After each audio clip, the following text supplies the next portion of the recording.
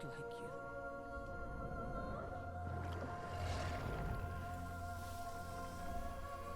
I drowned in hatred and vengeance, just like you.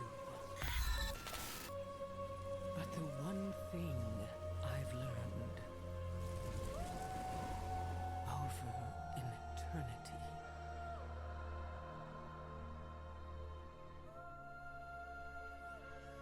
is that survival. Oi, my drillers, enough of that cinematic. Welcome back to another video, and today we are going to be talking about a bit of a hot topic, and that is the sort of Disneyfication of World of Warcraft. How it's kind of getting a bit softer and whatnot, and I think this is a topic which I feel is often argued quite badly in the WoW community. Now, generally, I see this topic debated quite a lot on X, and a lot of people put semi-valid points in, but for the wrong reasons, I feel like. And so I kind of want to just get in here and sort of add my take on everything. Now, as you can see with the cinematic I played at the very start of this video, the game clearly is not fully like that ain't Disney. I would not expect to see that in a Disney film, let me tell you that. But does that mean that parts of the game aren't being Disneyfied? Well, no, it doesn't mean that. As an example, let me go into World of Warcraft. Let me go on one of the most metal aggressive specs in the game, a Death Knight, specifically Frost Death Knight. This is like pretty much the embodiment of the Lich King.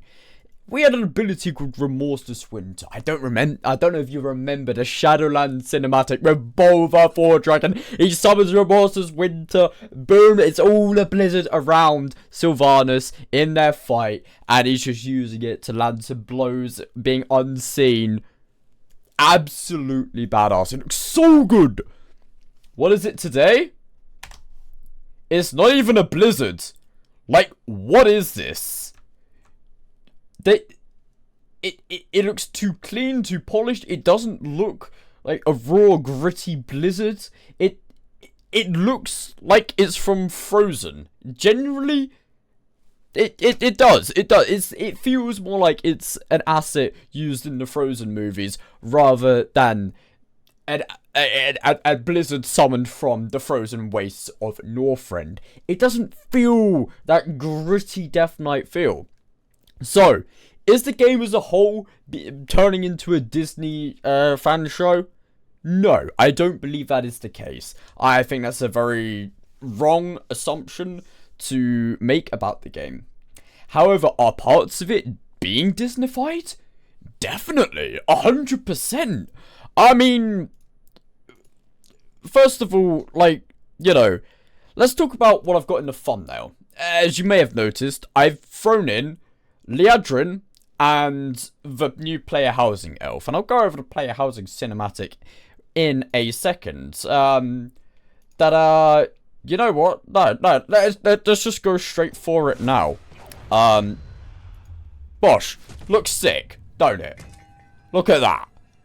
Elf smashing through a Voidwalker. You can even see through the graphics here. I mean, just let this play out. What is it? What is that? What is she doing?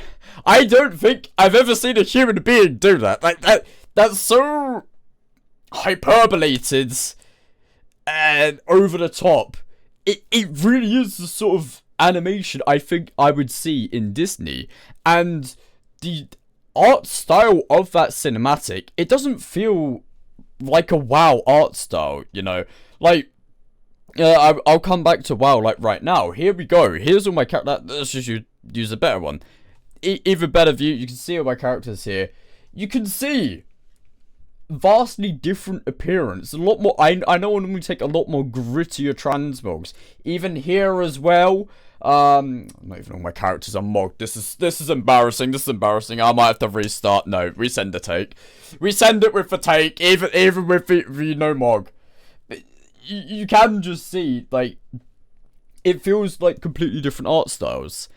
And it's at that point, if someone were to see that housing cinematic and compare it to classic WoW, I fully get why people are saying the classic WoW graphics were better, which, in my opinion, they're not. They are aged. They are of its time.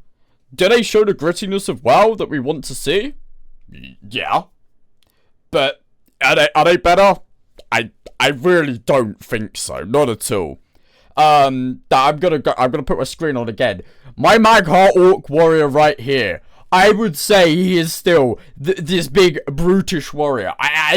He embodies it. All right. I would not get that level of aura on one of my classic characters. I just wouldn't. It can't exist. So, you know, respectfully, the graphics have come a long way. But ultimately, yes, I can see where the Disneyfication argument comes from. That cinematic, it's just the style of art. It seems so akin. It feels like I'm watching one of Disney's animations rather than I'm watching a World of Warcraft cinematic. But here's the thing. So I mentioned Liadrin, and this is where I'm going to sort of pick apart on the side of an argument that's like 4. But saying that it is being Disneyfied. And where I've sort of got some gripes with pretty much both sides of this argument as a whole. A lot of people were complaining, oh my god, Liadrin isn't, she doesn't look beautiful. I can't believe it. Let me even pull up the cinematic now.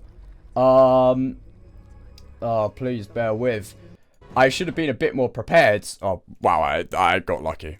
But even here, like, you're saying to me, first of all, like, there was all this debate about, oh yeah, Liadrin doesn't look beautiful. What are Blizzard doing? They're not making their female characters beautiful. What the hell? I mean, I don't really see how she looks bad here. I understand the Elfi argument completely. Fair play, but look, this is a grizzled war veteran. This is a paladin who's been fighting in literally every war. She's in the middle of a war right now. Honestly, I would be pretty annoyed if she just came out all clean, full makeup on, just trying to looking like a model and whatnot. I'm surprised they haven't like thrown some scars on her face or something. But even then, doesn't really look bad. I'll say that. But people are like, oh, isn't this... WoW is getting Disneyfied. But then they'll say that a paladin that's been in tons and tons of wars should look like a fashion model or something. I'm also going to quickly, like, just skip to this frame as well. And when they're saying that Blizzard were making all their female characters look ugly... kind of a contradiction in the same cinematic, but do we want to talk about that in this video? Yeah, we do. 2 birds with 1 stone. I don't care. She ain't bad. She ain't bad. I'd go as far as saying she's looking pretty damn good in this cinematic. You know?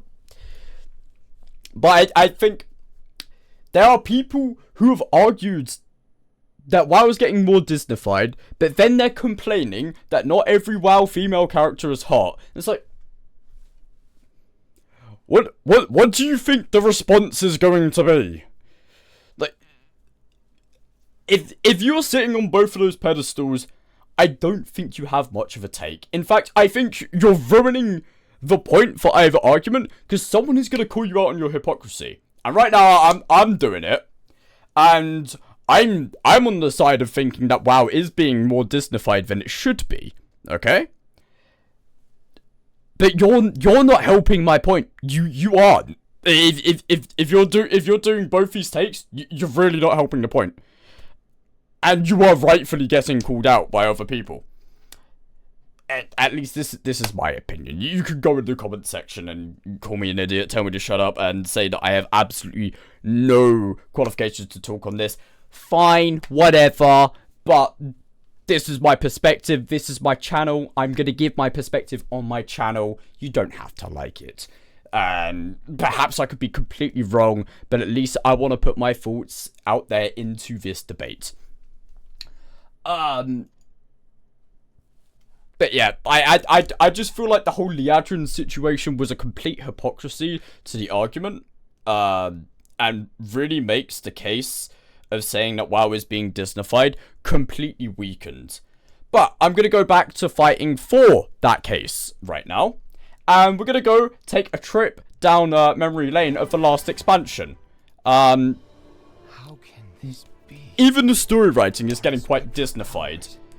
The aspect sacrificing with their power was meant to be something significant to show that they took a fat sacrifice to take down Deathwing. But here we go with the power of friendship and just, oh, they get their powers back from a world tree? A pretty random new world tree? Like, I don't know. This entire defeat cinematic was the most power of friendship slop I think we've seen in World of Warcraft to this day. Yeah, I've always felt this was silly and very, very peak Disneyfied WoW. Genuinely. There we go, as a family. Woo! Let's get together as a family! Friendship! Oh, let's all hug! Woohoo! Like,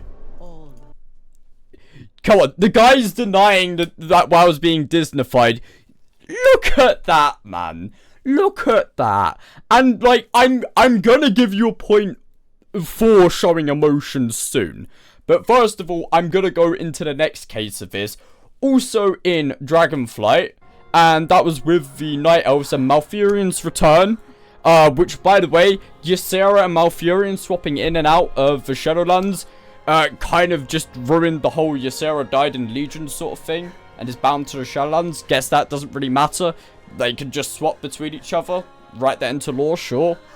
But, you know, this cinematic is like 2 minutes of just family, love, and a whole... It is just Disney choreography. And what was the point in this? How did this add anything at all? It added no story. It felt like a very, very side thing to just, I don't know, show emotion? But why? Speaking of showing emotion, I'm going to bring up a cinematic that I personally do not like. I'm not a fan of this, but I do believe that this cinematic was probably, like, the most Warcraft way you could show emotion. And I'm going to use this to argue a point once we've gone and just seen a bit of a snippet of it. So, let's get into it. The War Within trailer.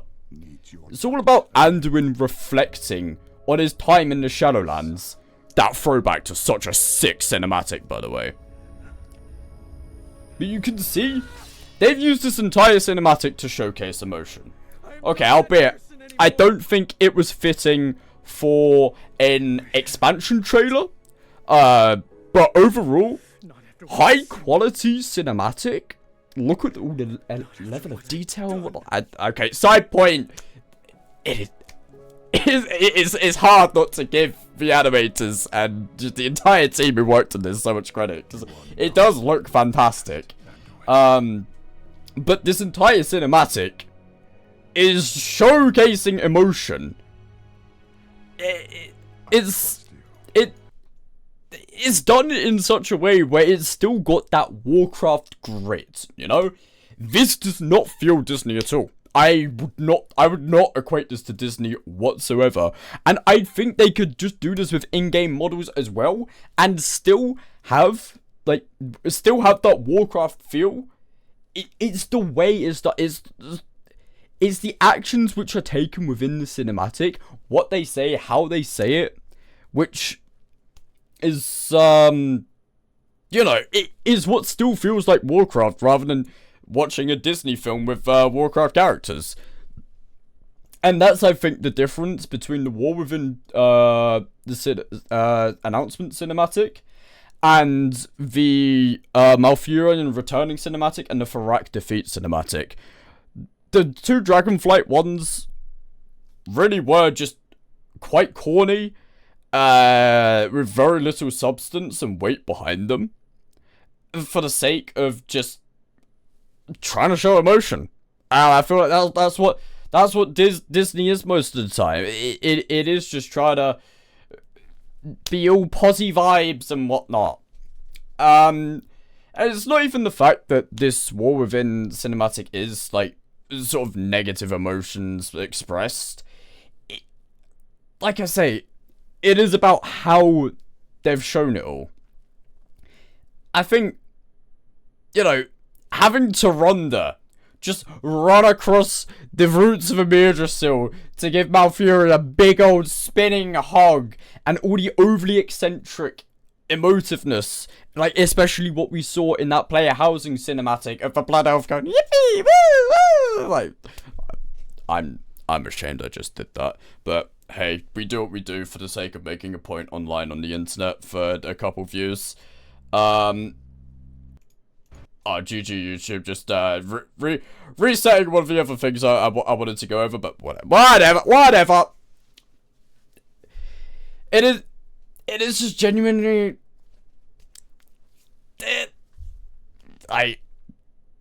yeah. It is Disneyfied. It's definitely there. It's not fully Disneyfied. There's definitely cases to say that there's still a it's like Warcraft's taking two directions, and I'm gonna bring up one more cinematic, which is related to the prior one, as it's also a War Within trailer cinematic. At the same time of the emotion stuff being shown, there was also this one, which to me was pretty badass, showing off some pretty cool spells, some dope armor, some characters coming into the story, pretty cool music, armies in the background, everyone's getting ready to fight. It's like a new Ironforge out here, coming down to Arj-Kahet. Absolutely a brutal scene, that. Like, come on. You cannot tell me that this is Disneyfied, because of that. Right here, it is not. This whole video, I might sound like I'm permanently throwing in contradictions to myself, and that is because there's a very serious for and against this argument. And this is what it all stems down to. And I know that I've just taken 18 minutes of your life to try and explain one point to the argument, which by now most of you have probably clicked off the video, but to those of you who are actually interested in this debate, this is what it all comes down to. Blizzard are taking two paths simultaneously with World of Warcraft. They're sticking partially to their core roots, to their gritty storytelling, to their brutish nature, to Warcraft, the IP that we have loved for over 20 years. Then again, I think including the RTS games, isn't it like close to 30 or over 30? Not 100% sure. I'm just a World of Warcraft enjoyer. But that is one path they're taking. The other path is the Disneyfied path. So like I say, compare the Intercession cinematic, which is the Midnight announcement trailer, or Midnight expansion trailer. Compare the Supremacy, Xal'atath Supremacy, the animated Midnight trailer. And then, compare the, player housing cinematic. Two of those are still pretty brutal in Warcraft's nature. But one of those is feeling as if it's in this Disneyfied state. And it's a weird situation because they are appealing to multiple audiences, but they're going at it one at a time, and they're two very contradicting audiences. I don't think that the side that wants the brutish World of Warcraft is going to be overly fond with having, you know, someone rock up to raid or to battle in, like, some pajamas or something, brushed up in makeup, or like looking all clean and whatnot, as if they've never touched war before. I don't know, so something that just looks out of place, looking all soft and whatnot. They aren't going to want that. They're going to want true soldiers going into battle, bringing down the most dangerous threats of the void, or fighting the opposite faction. But then at the same time, the cozy side people, I don't think they quite want the warmongering coming into their player housing neighborhoods and us duking it out all the time, or like an absolute brutish, bloody, spiked fortress in the neighborhood. It's a sort of thing. Maybe I'm reading it wrong, and I'm very likely to be reading it wrong on the more cozy community, as I'm not a part of that community. So apologies if I have misrepresented you. But I do feel like we are clashing communities, and so we're always going to be at odds with how each of us want the game to be. Personally, I want the war in Warcraft, you know. It's what I say all the time. I'll keep pushing for it. It's what the game was sold as initially, and in my opinion, if you create a product and you sell it as a product, stick with having that product as what the product was sold as. What you advertise something as is what it should be. I think we'd all be pretty disappointed if we went on to, say, Amazon, we wanted to order a pack of, say, Pokemon cards, and instead we got some random FIFA cards or something, you know? It wouldn't exactly be a very good day. Okay, albeit maybe you might get extremely lucky and get something that's worth a lot of money, and then you'll be able to buy more of the proper stuff you actually want. But the main point is, when you buy a product, you want to get what the product is sold to you as. And I feel that Warcraft is straying away from that a bit. And I think it's causing a lot of discourse over it. There's definitely been quite a long time now where Warcraft has opened its doors to less war-driven, bloodthirsty, Grom supporting, Varian supporting, against the Horde, against the Alliance, pure bloodshed players. Especially during Shadowlands, I think it started opening its doors to more cozier, friendship-loving players, and Dragonflight really cultivated that side of the game. And so, yeah, you know,